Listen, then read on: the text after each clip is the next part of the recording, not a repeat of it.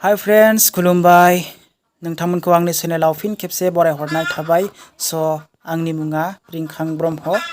दायो आङो दोंसे साइरि खन्थाइ आवरायनो होननानै आं आखायाव लाना फैदों लोगोफोर। आंनि बे साइरि खन्थाइ आवरायनायाव गेना गोरोन्थिफोर जालांनो हागौ, नोंथांमोना आंखौ निमाहा होनांगोन। आरोबाव आंनि गोसो गोरबोनिफ्राय फिन खनसे बरायहरनाय थाबाय लोगोफोर। साइरिनि मुङानो जाबाय आं मालाय माथो बुंबावनो। आं मालाय माथो बुंबावनो, नोंनि बे गोसो गैथारै।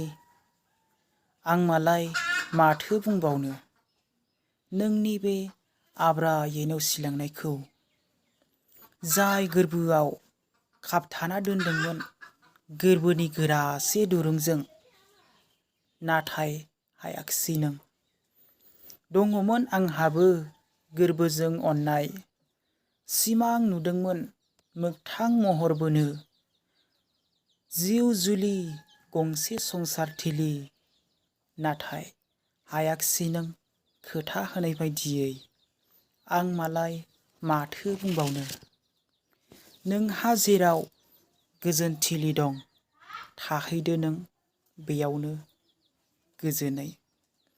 आं मालाय माथो बुंबावनो, जोबथाराव आंनि खुगानिफ्राय थेंकिउसै। थेंक इउ स' माच लोगोफोर। आंनि बे साइरि खन्थाइ आवरायनायाव माबाफोर गेना गोरोन्थिफोर जालांनो हागौ, बेखायनो नोंथांमोना आंखौ निमाहा होनांगोन लोगोफोर। थेंक इउ स' माच लोगोफोर। नोंथांमोनखौ उनाव लोगो मोनफिनगोन। बाय बाय।